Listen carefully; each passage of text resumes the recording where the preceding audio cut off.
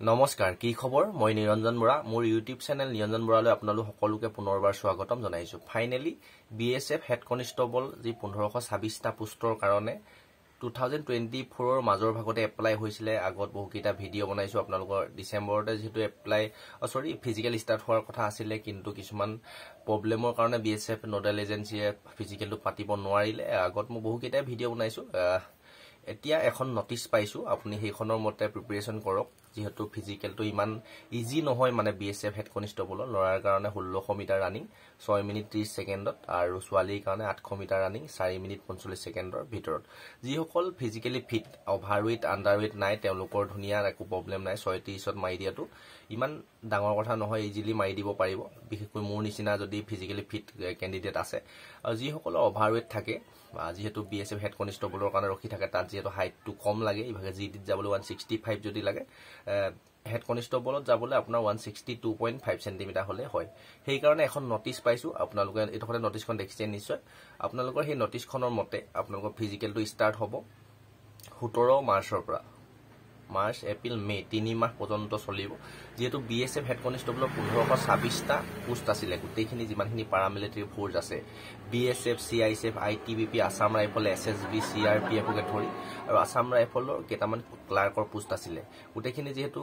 সমান লেভেলৰ পোষ্ট সেই কাৰণে আগতে এক্সট্ৰাকে প্ৰতিটো ডিপাৰ্টমেন্টৰ ইন্টাৰভিউ হয় তাই সিআইএসএফ আৰু বিএসএফত কোনো ধৰণৰ ফিজিক্যাল নাছিল সেইবাবে এতিয়া এইবাৰ কম্বাইন কৰিলে গোটেই পোষ্টখিনি একেলগে ইন্টাৰভিউ পাতিছে বিএসএফ নোডাল এজেন্সি যেনেকে এসএসসি জিডিত গোটেই সিআৰপিএফ সিআইএসএফ যিখিনি পাৰামিলিটাৰী ফোৰ্সৰ কনষ্টেবলৰ পোষ্টখিনি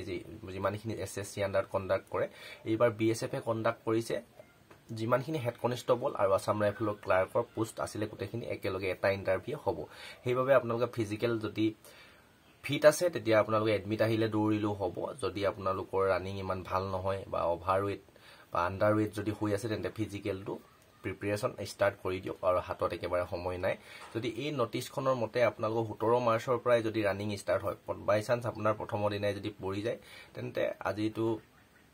20 ফেব্ৰুৱাৰী হলে আৰু একেবাৰে দিন নাই 15 পৰা 16 17 দিন হাতত আছে বুলি ধৰক এই কিদিনা আপুনি ৰানিংটো উলিয়াবলৈ 36ত মই ইমান ইজি কথা নহয় যায় ওভাৰৱেট আন্ডাৰৱেট থাকে এতিয়া মই ডাইৰেক্ট নোটিসখনৰ আপোনালোকৰ মোবাইল স্ক্ৰিনত গৈ চাই লওঁ আৰু কি কথা লিখা আছে কিন্তু এটা কথা কৈছো আপোনালোকে এতিয়াও বৰ্তমান টেন্টেটিভ বুলি লিখা আছে আৰু যেটো আইটিবিপি ফিজিক্যাল চলি আছিল সেই কাৰণে অকমান লেট হল আইটিবিপি বা সিআইএসএফ ফায়াৰমেনৰ পোষ্টৰ ফিজিক্যাল চলাৰ কাৰণে হয়তো আপোনালোকৰ বিএসএফ হেড কনষ্টেবল খিনি অকমান ফিজিক্যাল স্টাৰ্ট হল লেট হল এটো আপুনি 99% ৰিয়েল বুলি ধৰিব পাৰে সেই মতে আপোনালোকে প্ৰিপাৰেচন কৰক যদি ঘপককে আপোনালোকে এডমিট কাৰ্ড আহি যায় তেতিয়া আপোনালোকৰ প্ৰবলেম হ'ব আহক এতিয়া আমি ভিডিওটো মোবাইল স্ক্ৰিনত চাই লওঁ আৰু সকলো লগৰ বন্ধু বান্ধৱীলৈ এই ভিডিওটো যিসকলে এপ্লাই কৰিছিল তেওঁলোকলৈ ভিডিওটো অকমান শেয়াৰ কৰি দিব এইখনে যিখন নোটিস পাইছো বৰ্তমান আপোনাৰ এখন ডিপাৰ্টমেন্টালি নোটিস হয় কোনো ধৰণৰ অফিচিয়েল ৱেবছাইটৰ বৰ্তমানলৈকে অহা নাই ইয়া যদি চাই ইন্টাৰ অফিস নোট মানে এটো অফিচিয়ালি নোট হয় ইয়াত যদি আমি অলপ স্পষ্ট নাই আপোনালোকৰ হলো ভিডিও কোৱালিটিটো হাই কৰি চাই লব ইয়াত যদি চাই আপোনালোকৰ আমি ডাইৰেক্ট মেইল কথাখিনি চাওঁ is tentative recruitment test ASI steno and head constable for the year 2024 যেহেতু আপোনালোকৰ হেড কনষ্টেবলৰ যিখিনি পোষ্ট আছিল 24তে এপ্লাই হৈছিল নিশ্চয় গম পায় তাৰ লগতে যদি কন্ডাক্ট বাই বিএসএফ মানে বিএসএফ যেহেতু নোডাল এজেন্সি গোটেইখিনি ফৌজৰ বিএসএফে মেইন আপোনাৰ কামটো হাতত লৈছে তাত লিখিছে BSF PST and PET of conduct মানে শিডিউল 17 মাৰ্চ 17 তাৰিখ 3 মাহ 2025 to 30 তাৰিখ 5 মাহ 2025 মানে 17 মাৰ্চৰ পৰা যদি ফিজিক্যালটো ষ্টাৰ্ট হয় এপ্ৰিল মে মানে আপোনালোকৰ মে মাহৰ 30 তাৰিখ হলগে যথেষ্ট এটা দীঘলীয়া সময় 2 মাহ আঢ়ৈ মাহ ধৰি লওক 3 মাহে ধৰিব পাৰে আপোনাৰ ফিজিক্যালটো চলিব তাৰে আপোনালোকৰ এইখিনি কথা লিখা আছে আমি যিখিনি মোৰ দৰকাৰী হেকিটা চাওঁ বাকিখিনি পঢ়ি নাথাকো আৰু এই নোটিসটো যদি আপোনালোকে নিজে পঢ়াও বুলি ভাবে পঢ়ি তেন্তে ডেসক্ৰিপচনত যেটো টেলিগ্ৰাম চেনেলৰ লিংক আছে তাতে দি দিম আপোনালোকে তাতে গৈ নিজে ভালদৰে পঢ়ি চাই লব ইয়াত প্ৰত্যেক কথাখিনি যদি নিজে এবাৰ চাওঁ বুলি ভাবে আৰু ইয়াৰ এডমিট কাৰ্ড কেতিয়া আহিব যদি আমাৰ 17 তাৰিখে 17 মাৰ্চৰ পৰা যদি ফিজিক্যাল ষ্টাৰ্ট হয় তেতিয়া আপোনালোকে ধৰি থক 10 মাৰ্চ 10 মাৰ্চত আপোনালোকৰ এডমিট কাৰ্ড অহাৰ খুবেই চান্স আছে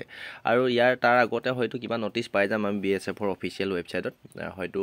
মাৰ্চ মাহৰ প্ৰথমতে পাব পাৰোঁ বা ফেব্ৰুৱাৰী লাষ্টৰ ফালে আপোনাৰ মাৰ্চৰ 1ৰ পৰা 5 তাৰিখৰ ভিতৰত যদি এইটো মতে ৰিয়েলি হয় যদি ষ্টাৰ্ট হয় 17 মাৰ্চৰ পৰা 1ৰ পৰা 5 তাৰিখৰ ভিতৰত আমি নটিচ BSFৰ অফিচিয়েল ৱেবছাইটত পাই যাম ভিডিঅ'টো অকণমান শ্বেয়াৰ কৰি দিব আৰু ইয়াতে ৰানিংটো কথা কৈছোঁ ল'ৰাৰ কাৰণে 1600 মিটাৰ 1.6 কিলোমিটাৰ ৰানিং আছে